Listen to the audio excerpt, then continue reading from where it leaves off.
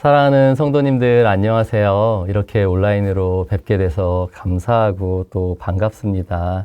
오늘도 하나님 말씀 앞으로 나오는 성도님들의 심령 가운데 말씀으로 하나님께서 위로해 주시고 또 새롭게 또 깨닫게 해주시는 은혜가 있기를 축복드립니다. 오늘은 요한계시록 17장 말씀을 함께 나누는 시간인데요. 전부 다 읽진 않고 1절부터 6절까지만 읽도록 하겠습니다. 제가 읽어드리겠습니다.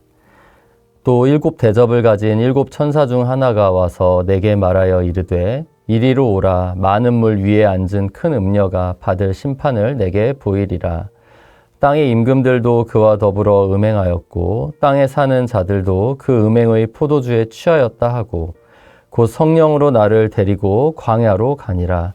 내가 보니 여자가 붉은빛 짐승을 탔는데 그 짐승의 몸에 하나님을 모독하는 이름들이 가득하고 7 머리와 10 뿔이 있으며 그 여자는 자주빛과 붉은빛 옷을 입고 금과 보석과 진주로 꾸미고 손에 금잔을 가졌는데 가증한 물건과 그의 음행의 더러운 것들이 가득하더라. 그의 이마에 이름이 기록되었으니 비밀이라 큰 바벨론이라 땅의 음녀들과 가증한 것들의 엄이라 하였더라. 또 내가 보매 이 여자가 성도들의 피와 예수의 증인들의 피에 취한지라. 내가 그 여자를 보고 놀랍게 여기고 크게 놀랍게 여기니. 요한계시록에 기록된 사건들을 우리는 흔히 미래에 일어날 그러한 사건으로 이해하곤 합니다. 그러나 요한계시록은 예수님께서 부활하시고 승천하신 이후의 시대에 일어나는 일들을 또한 말씀하고 있습니다. 그렇기 때문에 오늘 본문 말씀을 그저 미래에 대한 예언의 말씀으로만 이해해서는 안 되고요. 지금 우리가 살고 있는 이 시대에 일어나고 있는 일들을 또한 보여주고 있는 말씀이라고 이해하면 하나님께서 주시는 더 큰 은혜를 우리가 말씀 안에서 누릴 수 있을 거라 생각이 됩니다. 오늘 17장은 큰 음녀에게 내릴 심판에 대해서 말씀하고 있습니다. 이 음녀는 5절 말씀에 따르면 큰 바벨론이라고 불리기도 합니다. 이 음녀, 큰 바벨론은 그렇다면 무엇을 의미하고 상징하는 것일까요? 한마디로 하나님을 부인하는 이 세상의 풍조를 뜻한다라고 할 수 있습니다. 17장 2절과 4절 등을 보시면 음행이라는 말이 반복해서 나온 것을 볼 수 있습니다.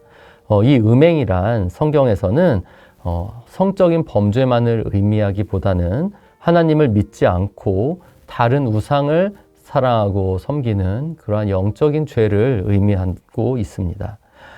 그런데 이 세상을 보면 시간이 흐르면 흐를수록 점점 하나님을 믿지 않고 또 나아가 하나님을 부인하고 심지어 대적하는 그러한 방향으로 변하고 있는 것을 우리가 볼 수 있습니다. 성경에서 분명하게 죄라고 말씀하고 있고 또 사실 우리가 지금까지 그렇게 배워왔던 부분들에 대해서까지 이제는 죄가 아니다라고 가르치는 그런 무서운 시대 가운데 우리가 살고 있는 것 같습니다. 그런 시대 가운데 이 영향력을 펼치고 있는 것이 바로 이 음녀 또 큰 바벨론으로 표현되는 영적인 세력일 것입니다. 오늘 본문에 나오는 이 음녀의 영향력은 그런데 우리가 무시할 수준이 아닌 것을 볼 수 있습니다. 이 음녀에 대해서 오늘 본문은 모든 나라에 군림하고 땅의 거민들과 그 왕들을 다스리고 있다라고 말씀하고 있습니다. 한마디로 우리가 살고 있는 이 모든 세상에 구석구석 아주 그것도 강력한 영향력을 끼치고 있다라는 뜻입니다. 우리가 그런데 경계해야 할 것은 이 음녀의 어떤 강력한 영향력뿐만은 아닙니다. 이 음녀의 영향력이란 것이 강력할 뿐만 아니라 또한 사람의 눈으로 보기에는 굉장히 매혹적이고 또 좋아 보이는 그런 모습을 하고 있다라고 오늘 본문은 말씀하고 있습니다. 오늘 본문 4절 말씀에 따르면 그 여자는 자줏빛과 붉은빛 옷을 입고 금과 보석과 진주로 꾸미고 손에 금잔을 가졌다라고 말씀하고 있습니다. 이 음녀, 이 세상에 영향력을 끼치고 있는 하나님을 부인하고 우상을 사랑하게 하는 그러한 영적인 세력들의 역사가 사람의 어떤 가치와 눈으로 봤을 때는 굉장히 화려하고 또 우리에게 이렇게 매혹적으로 다가온다라는 것입니다. 그렇기 때문에 우리가 이 세상 가운데 자칫 잘못하다가는 이 음료로 상징되는 세상의 풍조에 우리의 마음을 빼앗기기가 쉽습니다. 이렇게 온 세상에 영향력을 끼치고 또 사람의 어떤 눈으로 보았을 때 너무나 매혹적이고 또 화려한 음료입니다. 그런데 이 음료에 대해서 우리가 가장 경계해야 될 이유는 그 다음 6절 말씀에 나옵니다.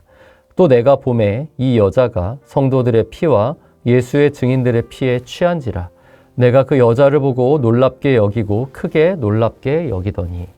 무슨 의미입니까? 이 음료가 화려해 보이고 아주 매혹적인 그런 모습을 하고 있지만 실제로는 이 음료의 실체는 성도들을 해치고 죽음에 이르기까지 하며 그것을 아주 즐거워하고 있다라는 것입니다.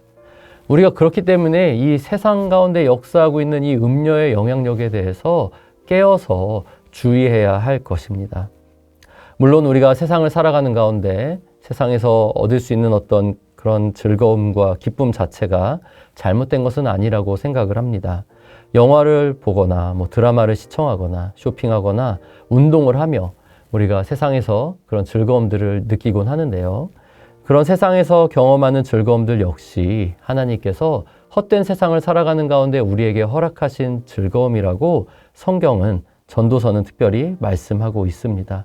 그렇기 때문에 그러한 행동들이 죄가 아니고 누군가에게 해를 끼치거나 상처를 입히는 일이 아니라면 우리는 또 어느 정도 그러한 즐거움과 기쁨을 누리며 또 하나님께 감사할 수 있을 것입니다. 그런데 중요한 것은 무엇입니까? 그러한 세상 속에서 그러한 세상의 즐거움을 우리가 누리는 가운데 우리의 마음의 중심이 어디에 있느냐라는 것입니다.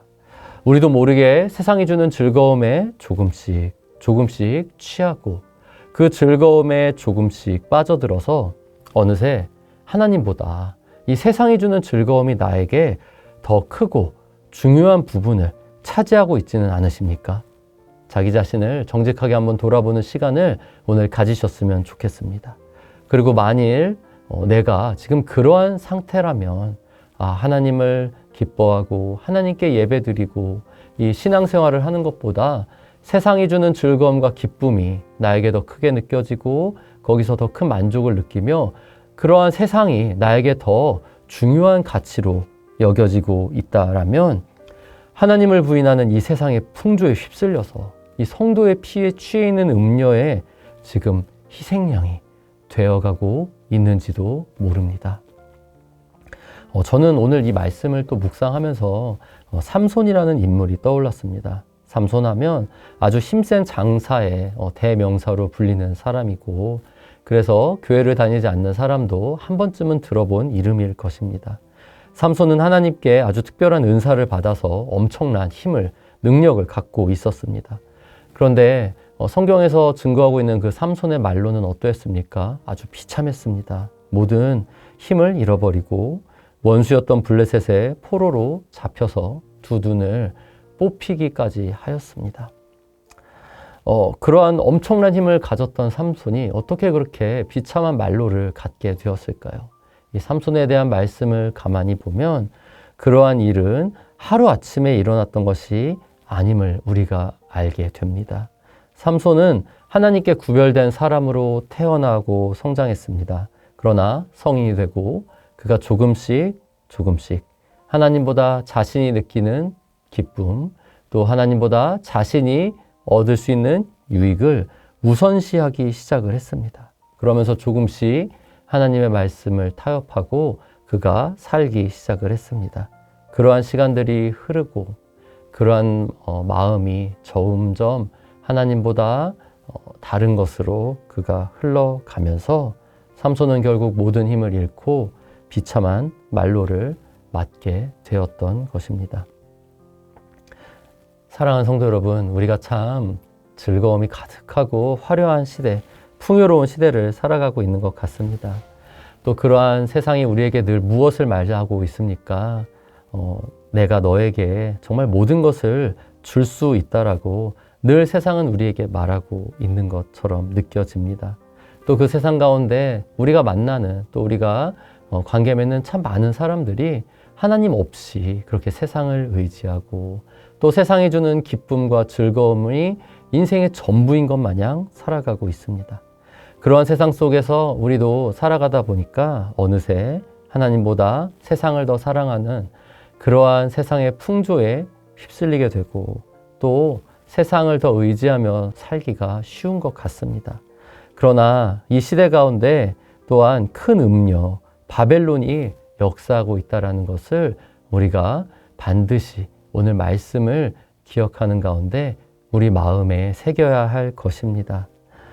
하나님을 부인하는 이 세상의 풍조에 휩쓸려 살아가는 삶이 곧 성도의 피에 취해 있는 이 음녀의 희생양이 되는 삶임을 깨닫고 우리가 무엇보다도 하나님을 향한 사랑을 지키며 또 그 사랑을 잃어버린 상황이라면 하나님을 향한 사랑을 회복하는데 힘써야 할 것입니다. 같이 기도드리겠습니다. 사랑하는 하나님, 우리가 사는 세상 가운데 눈으로 보이는 것이 전부가 아님을 깨닫고 믿음의 눈으로 분별하며 살아갈 수 있기를 기도드립니다. 하나님을 부인하고 세상이 전부라고 외치는 이 세상 속에서 하나님을 향한 사랑을 지키며 살아갈 수 있는 그러한 순결한 믿음을 허락하여 주옵소서. 예수님의 이름으로 기도드립니다. 아멘.